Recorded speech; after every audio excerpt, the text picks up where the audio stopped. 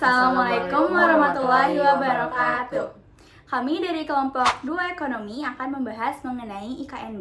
Perkenalkan, nama saya Kenizia Putra Chadia. Nama saya Sela Nur Latifah. Nama saya Rinda Bunga. Nama saya Nova Aulia. Nama saya Galin Fariza.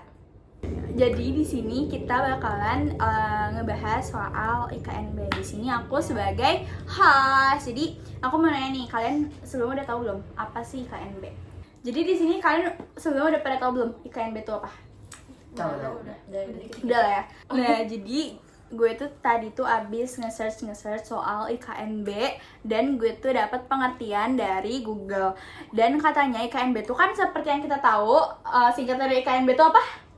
Industri Keuangan Non-Bank. Nah, IKNB itu kan industri keuangan non-bank kan. Nah, kalau kata Google nih ya, itu tuh berbasis syariah guys, dan menjadi satu pilar kekuatan di industri keuangan syariah yang perkembangannya tuh diharapkan bisa ikut menumbuh kembangkan perekonomian syariah di Indonesia.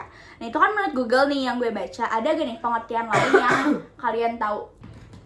Menurut gue ya, industri keuangan non-bank itu lembaga yang menyelenggarain aktivitas keuangan berupa penghimpunan dana dari masyarakat lalu menyalurkannya buat kegiatan investasi di perusahaan serta menerbitkan surat berharga. Itu sih. Oh, jadi IKNB itu kayak buat investasi gitu di perusahaan. Emang fungsinya buat apa sih? Kalian ada yang tahu nggak nih fungsi dari IKNB itu apa? Menurut yang aku baca, fungsi IKNB itu yang pertama ada menyusun peraturan di bidang IKNB. Yang kedua ada melaksanakan protokol manajemen krisis IKNB. Yang ketiga melakukan penegakan peraturan di bidang IKNB. Yang keempat melaksanakan kebijakan di bidang IKNB sesuai dengan ketentuan perundang-undangan. Dan yang kelima ada memberikan bimbingan teknis dan evaluasi di bidang IKNB. Itu aja sih yang aku tahu. Oh, jadi kayak untuk nyusun gitu ya. Oh, jadi IKNB juga ini ya fungsinya buat bimbingan teknis gitu kan. Iya. Kalau peranannya nih, ada nggak sih kalian tahu gitu peranan dari IKNB itu apa? Menurut yang aku baca sih ada beberapa peranannya ya, cuman kita ngambilnya beberapa aja. Yang pertama ada pembiayaan alternatif. Nah, IKNB ini menyediakan sumber pembiayaan alternatif bagi individu dan perusahaan yang tidak dapat memenuhi syarat atau memperoleh pinjaman dari bank. Lalu yang kedua ada diversifikasi risiko. Kehadiran IKNB ini membantu dalam diversifikasi risiko keuangan karena mereka menawarkan berbagai produk dan layanan keuangan yang berbeda. Lalu yang ketiga ada inovasi finansial. Yang keempat ada pembangunan ekonomi, dan yang terakhir ada pelengkap sistem keuangan. Oh, jadi itu ya peranan dari IKNB. Nah, tadi juga aku sempat nge-search lagi dari contoh peranan ya? Iya. Peranan yang kelima yaitu pelengkap sistem keuangan. Jadi ternyata itu tuh kerjasama gitu guys sama bank dan lembaga keuangan lainnya buat mastiin adanya akses keuangan yang luas dan beragam bagi masyarakat. Nah, itu kan dari peranan nih. Contoh dari IKNB. Ada yang tahu nggak dari kalian? Contoh dari IKNB itu apa?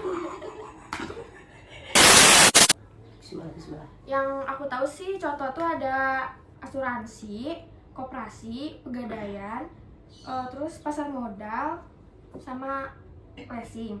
Kalau pegadaian itu kayak nyediain pinjaman gitu, tapi jaminannya tuh kayak barang berharga kayak motor, emas. Iya sih, udah itu aja.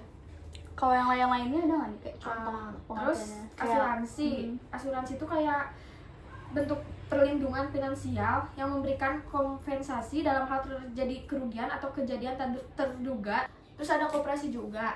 Koperasi itu kayak organisasi ekonomi yang dimiliki dan dioperasikan oleh anggota-anggotanya untuk memenuhi kebutuhan bersama, kayak memperoleh barang atau jasa dengan harga lebih murah atau memperoleh keuntungan dari hasil usaha bersama.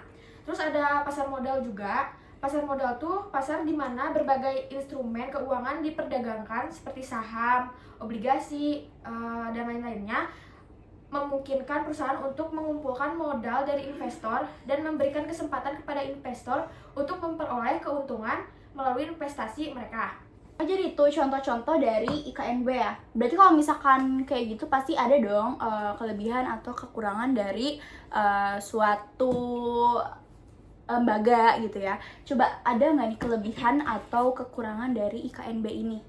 Mungkin Bunga tahu. Iya. IKNB itu memiliki beberapa kelebihan. Kayak contohnya syarat-syarat untuk memperoleh pinjaman lebih ringan, terus ngecairin dana juga lebih cepat dan mudah. Pengajuan juga bisa melalui online, melalui aplikasi atau website. Terus kredit yang diberikan biasanya tanpa agunan atau KTA.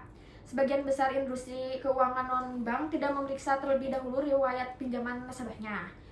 Jadi itu tuh apa kelebihannya? Kelebihannya, Kelebihan. Berarti ada kekurangannya dong. Ada nggak nih yang tahu kekurangannya? Siapa yang tahu? Saya.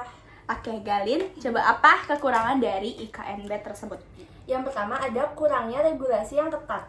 Hal ini dapat meningkatkan risiko bagi konsumen dan pasar keuangan secara keseluruhan. Yang kedua ada risiko likuiditas. Hal ini terutama terjadi pada institusi yang mengandalkan pendanaan jangka pendek untuk mendanai aset jangka panjang. Yang ketiga ada ketergantungan pada pasar modal. Yang keempat ada kurangnya perlindungan konsumen. Dan yang terakhir ada keterkaitan risiko sistemik. Sistemik bukan? Ya. Dan yang terakhir ada keterkaitan risiko sistemik. Jadi itu apa tadi kekurangan dari Ya, KNB? kekurangan. Nah tadi kayaknya ada yang kelewat nih. Aku tuh mau nanya satu pertanyaan buat tadi kelebihan nih. Tadi kan di kelebihan tuh ada KTA gitu kan. KTA tuh apa sih? KTA itu kredit tanpa agunan. Pinjaman KTA adalah salah satu produk pinjaman yang menawarkan fasilitas kredit tanpa membebankan nasabah untuk menyediakan jaminan atas pinjaman berupa aset. Sehingga nasabah melakukan pinjaman tanpa memberikan jaminan kepada pihak bank. Jadi itu apa? KTA Kredit tanpa agunan. kredit tanpa agunan. Ya. Itu jadi nggak ngebebanin nasabah Ya. gitu ya. Jadi mungkin itu yang dapat kita obrolin tentang IKNB. Dan apa tadi juga kita udah ngebahas tentang pengertian, terus ada contoh, fungsi, peranan, kelebihan, serta kekurangan dari IKNB tersebut. Jadi mungkin ini cukup informasinya buat kalian, kita sampaikan buat kalian yang belum tahu apa sih itu IKNB dan peran-peranannya, fungsi-fungsi, contoh-contoh, dan kelebihan serta kekurangan dari IKNB tersebut. Jadi mungkin itu aja yang dapat kita sampaikan buat kalian, informasi-informasi mengenai IKNB. Jadi mungkin ini waktunya kita mengundurkan diri, ini untuk penutupan. Jadi saya Kenza Pracedia. Saya Silan Latifah. Saya Rinda Bunga. Saya Navalia. Saya Garis Faiza. Di sini kita maaf ya guys, jadi kita banyak ketawa ya karena ini agak lawak juga.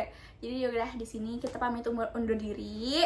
Kami mengucapkan terima kasih yang udah nonton dan semoga informasinya bermanfaat buat kalian semua.